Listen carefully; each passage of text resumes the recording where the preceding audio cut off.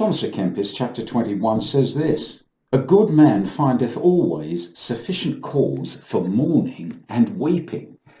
Now this sounds pretty miserable to modern ears, but that would be a misunderstanding. Thomas à Kempis is not saying that we should walk around with a long face and misery written over every feature, heaven forbid. The Christian life is filled to overflowing with joy. The psalmist said, "My heart overflows with a goodly theme." Psalm 45 verse 1. And Peter spoke of joy unspeakable and full of glory. 1 Peter chapter 1 verse 8. David said that his cup runneth over. Psalm 23. Jesus himself said that God would give us a good measure, pressed down, shaken together, and running over. Luke 6:38. Providing, that is, we use the same measure on others, the measure we use will be the one used for us. Joy poured out is joy poured in. Joy and an overflowing generosity of heart is the hallmark of a Christian. It's a family likeness. If you're a chip off the old block, you're cheerful. Jesus' personal greeting was, "Be of good cheer," or "cheer up," in other words. You find it in Matthew 9:2, 9:22, 14:27, and a number of other places. He wouldn't expect others to be what he wasn't himself. Hence, he could admonish us to be cheerful. If we would imitate Christ, then we must be cheerful. Not every minute of the day or in every situation, but that should be our default position. Joy is in our heart and flows through our veins. Be of good cheer. C.S. Lewis said, "Joy is the serious business of heaven." Beautifully put. So what's all this about mourning and weeping? I believe we could call it an aching in the heart that is the product of an as yet unfulfilled hope. The reach of a Christian always exceeds his grasp, in other words. That's the underlying fact in our services. The preaching reminds us of where we're headed. The praises speak of lovely things yet to be apprehended fully. The Christian possesses riches, yes, but he always yearns for more. His spirit and imagination lure him ever on and ever higher.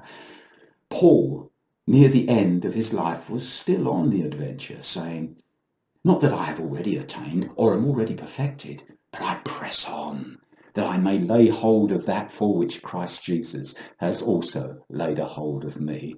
Philippians chapter 3 verse 12. These are wonderful words. The quest only ends when Jesus takes us to himself and we leave this present age, whether by death or rapture. It's like a timeless image, that timeless image which we have in Pilgrim's Progress of the delectable mountains in the far distance. When Christian and hopeful, notice the name hopeful, reached those delectable mountains, then they could see the celestial city. You see, the pursuit of the vision never ceases on this side of eternity. There's so much to possess, and the heart aches until we do so. This is partly what Thomas à Kempis alludes to when he says that the Christian can always find reason for mourning and weeping.